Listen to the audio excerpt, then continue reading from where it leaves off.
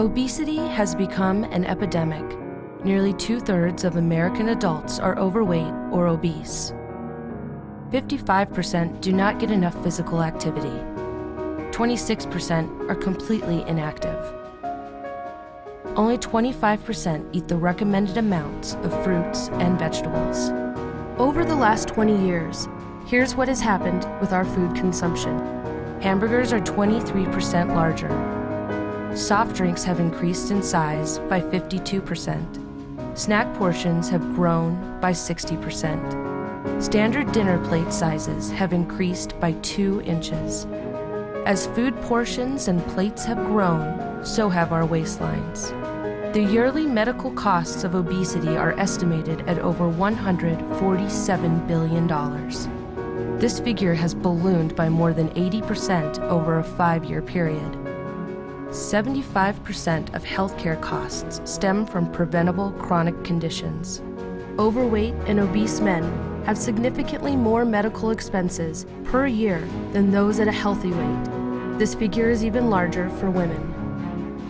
3% of the U.S. workforce is morbidly obese, but accounts for 21% of obesity costs.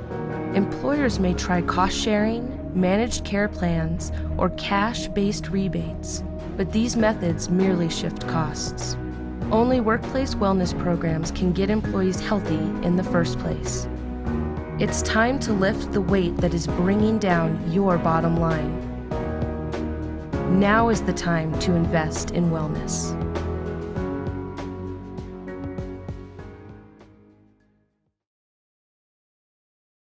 So the driving question is, why might your generation not live as long as your parents' generation?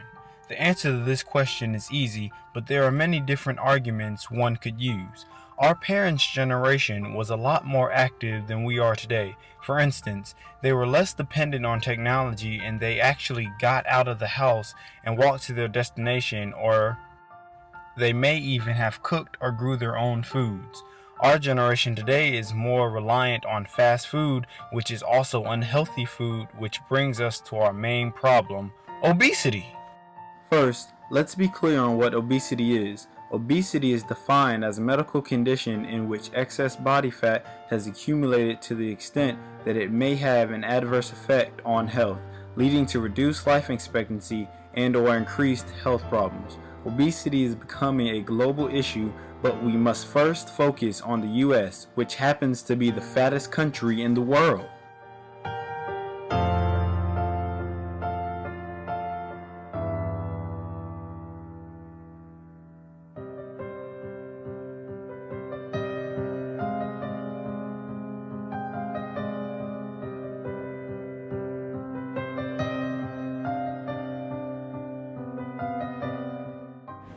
Yes, obesity is definitely linked to our love-hate relationship with fast food restaurants and their advertisements.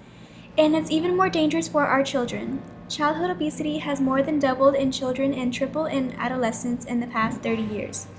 A study of almost 100,000 food ads on TV showed that 89% of ads that teenagers see are promoting products high in fat, sugar, and/or sodium.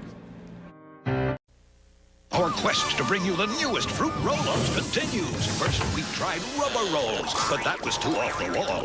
Then we thought ghostly rolls would be a stream. They were. Then something made sense. Dollars and cents. New Fruity Money Peel-Outs. Tens, hundreds, thousands of fruity fortune so you can put your money where your mouth is.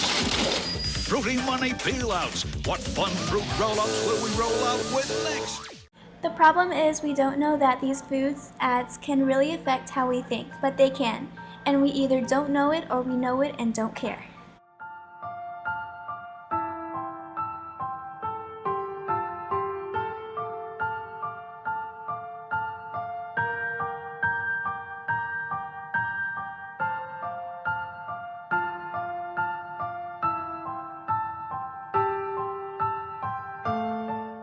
Obese youth are more likely to have risk factors for cardiovascular disease, such as high cholesterol or high blood pressure. In a population-based sample of 5 to 17 years old, 70% of obese youth had at least one risk factor for cardiovascular disease.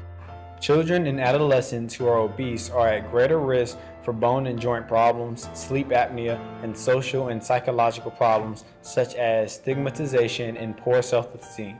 I know what you're thinking, and it doesn't look like our generation is in good shape, and I do mean it literally. Children and adolescents who are obese are more likely to be obese as adults and are therefore more at risk for adult health problems such as heart disease, type 2 diabetes, stroke, several types of cancer, and osteoarthritis.